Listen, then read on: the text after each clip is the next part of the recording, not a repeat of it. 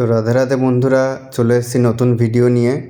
তো আমি যে ইজি OnePlus-এর অ্যাকশন ক্যামেরাটা কিনেছিলাম তার আনবক্সিং ভিডিও আর ওটা দিয়ে কীরকম ভিডিও কোয়ালিটি হচ্ছে দিনের বেলায় ও রাতের বেলায়, সেটা তো আমি আপলোড করেই দিয়েছিলাম। যারা যারা দেখোনি তারা একবার ডেসক্রিপশানে লিঙ্ক দেওয়া আছে, গিয়ে চেক করো।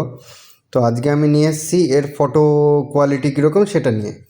তো এ মূলত যে ফটোটা ক্যাপচার করে সেটা 48 মেগাপিক্সেলের রেজলিউশনে ক্যাপচার হয়। আর ইআইএস অন থাকলে তুমি ডিস্টরশন অফ করতে পারবে না, আর যদি ডিস্টরশন অফ করো তাহলে ইআইএস অন হবে না। তো ফটোর ক্ষেত্রে আমাদের ডিস্টরশনটা একটু কাজে লাগে অফ করার জন্য। তো তোমরা দেখতে পাচ্ছ দিনের বেলায় আর রাতের বেলার কোয়ালিটিটা। এখানেও দিনের বেলায় রয়েছে আর রাতের বেলার রয়েছে উইথ ডিস্টরশন এগুলো সব।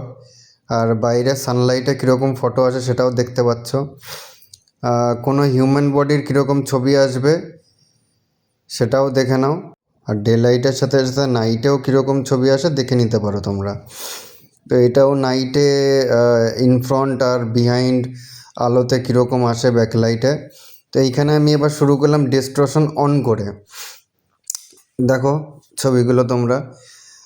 ছবিগুলো দেখার জন্য তোমরা হাই কোয়ালিটিতে করে নিও ইয়েগুলো। আর একটু পজ করে দেখো ছবিগুলো, তাহলে বুঝতে পারবে যে পিছন দিক দিয়ে লাইট আসলে কীরকম বোঝা যাচ্ছে আর সামনে থেকে আসলে ডাইরেক্ট সানলাইটে কীরকম ছবি আসে, বা বিহাইন্ড সান হলে কীরকম আসে।